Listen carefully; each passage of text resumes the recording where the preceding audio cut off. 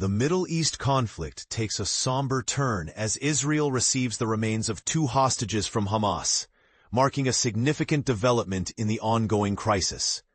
But amidst the tragedy, a glimmer of hope emerges with the recent ceasefire agreement. A painful discovery.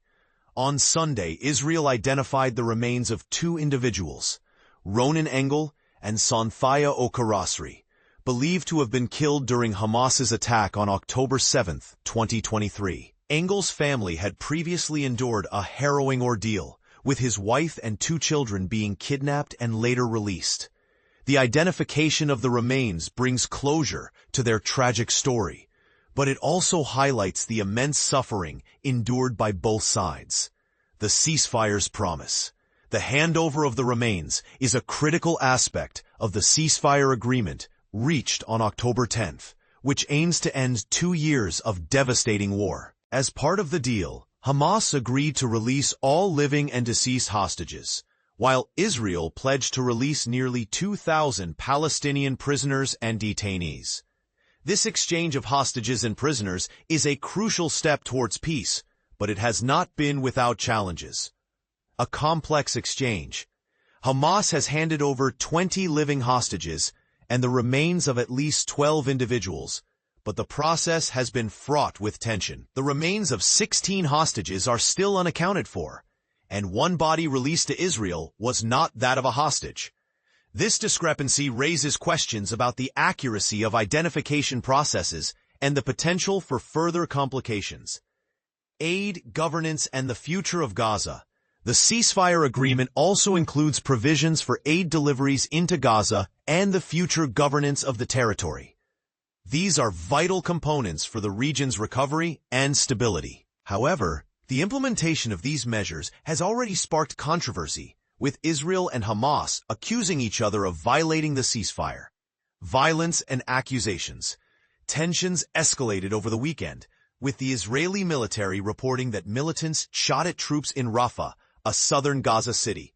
Despite the agreed-upon ceasefire lines, Hamas denied involvement, but the incident underscores the fragile nature of the agreement. The situation worsened when Israel announced the closure of the Rafah border crossing until further notice, citing Hamas's failure to fulfill its obligations. A plan to attack civilians?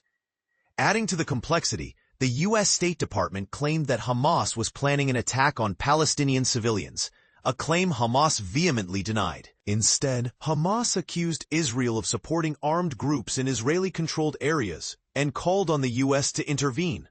This accusation raises a crucial question. Is there a hidden agenda at play?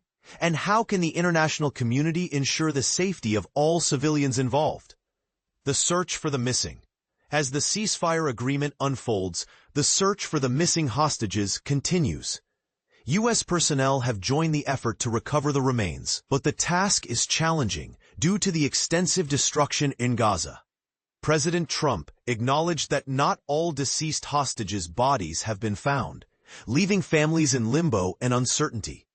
A controversial video.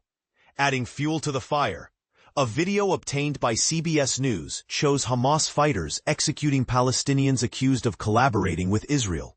This disturbing footage highlights the brutal reality of the conflict and the challenges of ensuring justice and accountability. But here's where it gets controversial. How should the international community respond to such acts? And is there a risk of further escalating tensions? The road ahead. As the ceasefire agreement navigates its early stages, the world watches with bated breath. The exchange of hostages and prisoners is a positive step, but the recent tensions and accusations underscore the fragility of the situation. The international community must remain vigilant and engaged, ensuring that all parties uphold their commitments and work towards a lasting peace. And this is the part most people miss.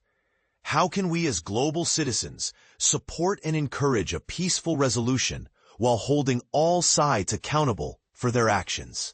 What are your thoughts on the ongoing Middle East conflict and the recent developments? Do you think the ceasefire agreement will hold, or are there underlying issues that may threaten its stability? Share your opinions and join the conversation in the comments below.